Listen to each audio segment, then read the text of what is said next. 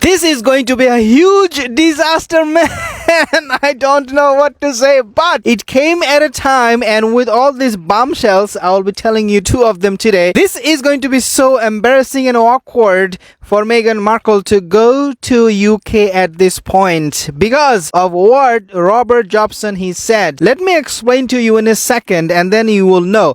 But before I say anything, this is my personal request to Meghan, Duchess of Sausages. Please do not go to UK. This is not good for your mental health. You will go crazy. She is crazy already. She has so many mental breakdown in the past. She is gonna have more. Save your face. You are a celebrity. We like you so much. I'm just kidding. But the point here is that don't go to UK. You will be ashamed. You will be embarrassed. You will be booed. And you know what? Your sister-in-law, Catherine, has something very nice to say that I'll share with you. Actually, not nice. You get the point. I'm just joking. So, Catherine, Princess of Wales, allegedly found the walkabout with Prince Harry Meghan, the Duchess or daughter sausages after Queen Elizabeth's death was the, quote, hardest thing she has had to do. Veteran royal correspondent Robert Jobson claimed in his upcoming new book, Our King, that the Princess of Wales felt uncomfortable because of the ill feeling between the couples. Catherine later admitted to a senior royal that such was the ill feeling between the two couples. The joint walkabout was one of the hardest things she had ever had to do, Jobson wrote per the Daily Mail. This is going to be such a huge embarrassment. Like, nobody likes Meghan Markle. I mean, nothing can be more clearer than this. Catherine, Princess of Wales, herself said, I don't like Meghan Markle. I don't feel like we should be doing this walkabout. And you know what? She was right. This is the feeling of all the British royal family members. Why? Because this is how Meghan will make you feel. Narcissistic people, they are never friendly. Regardless of how you approach, regardless of how much you care for them, at the end of the day, they are just using you. You are disposable. Your relationship is disposable. This is exactly what Meghan thinks. And so if you approach Meghan and you want to be the best friend with Meghan, she will see you as an object. She will see you someone who she can use. And this is how Catherine felt too, because in the beginning, remember, they had good relationship, but for Meghan there was nothing but good relationship. It was all about how can I use Catherine. And so Catherine said, I got it.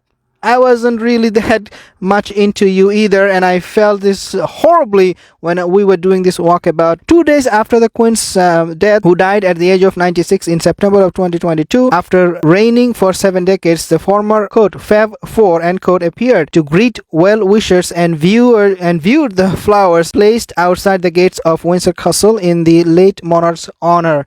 And the main reason really they did the walkabout for Prince William, especially for him, it was the memory. It was the loving memory, and it was the honor, the respect he wanted to show to his grandmother. Obviously, that's not something Harry wanted to do, and that's not something Meghan wanted to do, but they decided just forget about all the ill feeling, as Catherine is mentioning here. Forget about everything happened in the past. Let's get together. Let's be united and see what happens. But then what happened? Meghan came back to the States, kept on complaining about the monarchy all the time. She never stopped. That was a moment she could have taken advantage of and forget about all of these lies and apologize to the monarchy and say, you know what, let's be united, let's be family. But for Meghan, again, there is nothing called family. For Meghan, there is nothing called relationship. It is all how she can use other people. It seemed that the siblings and their wives may have reunited, but Jobson claimed that it was merely an illusion. I mean, yeah, Jobson, with all due respect, we already know it. For Meghan Markle, it was not a walkabout of unity or respect for the monarchy. It was about herself. She, in fact, took many, I think, hours before she decided to go for the walkabout. She was negotiating. Can you imagine at that moment you're negotiating, like, yeah, this is what I'm gonna get, and if I don't get, I'm not gonna go for the walkabout. I mean, come on, just this lady, this individual, the late Queen, Her Majesty, she just passed away. Have some respect for her. For Meghan, no, I need to negotiate a deal before I go to the walkabout. And obviously, we have seen how Meghan actually was wearing some cameras, hidden cameras. According to a body language expert cited by page 6, Markle 41 appeared to show her, quote, inner anxiety, end quote, while participating in the walkabout. And that is something also caught my eyes, because I have seen Meghan was not feeling very comfortable in front of the ultimate alpha woman, Catherine, Princess of Wales. When she was with her, Catherine did not even care. Catherine was like, yeah, whatever. You're just piece of crap. Duchess of sausages. And their attitude was visible. We all have seen that. Catherine was not really giving any attention to Meghan Markle. Quote, Meghan looked like a woman waiting for her cues rather than pushing herself forward, Judy James said of the Suits alum. Another expert said that Meghan appeared to be wrecked with, quote, fear, as she had been booed during the Platinum Jubilee. Meghan would always feel this uncomfort wherever she goes, especially in the UK, especially if she's going to the monarchy for any reason and coming out in public. She will always fear this boo. This is something that will haunt her for the rest of her life. And narcissist people, they take it very, very seriously. Narcissist people, they cannot stand people opposing them. They go crazy. They go mad about it. They're obsessed over it. Who knows? Meghan Markle right now may be throwing dishes in Montecito. Maybe throwing, I don't know what. I don't know. Maybe she's just going crazy. She's maybe banging the doors and slamming the windows and breaking glasses and everything. She's just screaming, oh my God! Because narcissist people, they always scream. And so when the boo will restart when she goes back to UK, if she does, hopefully she doesn't, as I said. Please, Meghan, don't go. Don't embarrass yourself. But if she does go, she will fear the booing. She fears the booing a lot. So if you're in UK and you're going for the coronation and you see Meghan boo, quote, there is no question that she was in fear as she hung on to Harry's hand for dear life as they walked together, Dr. Lillian Glass explained. Quote, she was serious and even stood back when Harry was speaking to someone. Usually she is front and center, but the fact that she hung back was very telling of her fear. Absolutely. Body language expert. You do not have to be a body language expert or any kind of expert. Just watch the way she behaved, the way she walked, the way the whole thing for Meghan Markle. It was so uncomfortable, and the reason for that was because of that fear, the fear of booing. Now there is another news. Meghan not getting any allowance for the from the king, and this is something that made Harry the Todger very, very angry. He was livid about this whole situation. So let's read a little bit. The monarch reportedly broke the news in the Spare Prince 2016, just moments after Harry revealed he planned on marrying the American actress. Royal correspondent Robert Jobson, again the second bombshell, wrote in his new book Our King. Basically, when Harry approached the family right away, right off the bat, they knew he was making the wrong decision. Nobody truly respected Meghan Markle for who she was. I mean, cable TV actress, no talent, nothing, no accomplishment, not even being known in the Hollywood. I mean, forget about A-listers. She is not even any list in Hollywood. No list was ever created for Meghan. She doesn't belong to Hollywood. And then you find this woman who is just blabbing all the time, having mental breakdowns, and you want to marry her? Harry, I mean, this is what they have seen right through. Then Prince Charles delivered the second blow. Rather than congratulating Harry, the future king said he could not afford to pay Meghan as a member of the royal family because he was already bankrolling Camilla and William's growing family, Jobson states in an excerpt obtained by the Daily Mail.